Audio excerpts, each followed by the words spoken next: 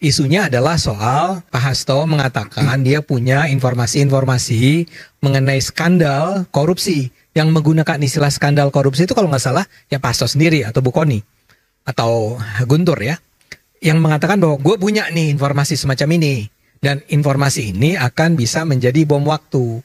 Nah, kata Rusia di situ tampil karena kenapa kita menyebut Rusia? Karena memang si dokumen-dokumen dan bukti-bukti tersebut dibawanya ke Rusia.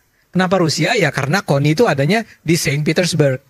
Cuman pertanyaan kita kan belum juga terjawab, yaitu mengapa itu tidak kunjung atau tidak ditampilkan lebih awal, dihadirkan lebih awal, mengingat kalau betul ada dokumen atau bukti yang menunjukkan bahwa pejabat A, B, C itu korup, melakukan skandal korupsi. Mas tadi logika Bung Rocky, nggak salah kalau sebutkan misalnya kekuasaan Pak Jokowi misalnya.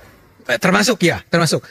Misalnya saja dia bilang bahwa saya punya bukti yang menunjukkan bahwa Kaisang atau Gibran atau Bu Iriana disebut loh oleh Kony, ya.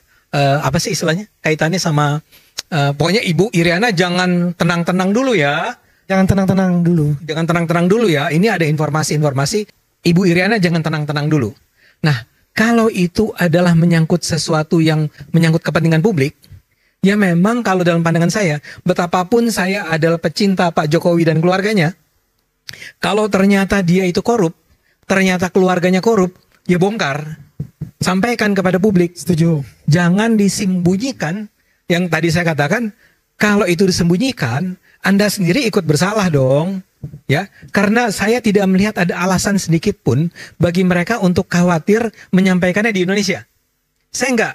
Apakah mereka membayangkan sebuah cerita di mana begitu itu diungkap di Indonesia, dengan segera besoknya dia digerebek dan ditangkap? Ya, karena itu nggak ada presiden ya. Selama 10 tahun terakhir Pak Jokowi, itu mungkin kejadian dulu di eranya Pak Harto. Tapi kalau sekarang kan nggak pernah kejadian semacam itu. Apa yang mereka takutkan? Itu pertanyaan penting menurut saya. Apa yang ditakutkan dari mereka kalau mereka mengungkapkannya di sini sekarang?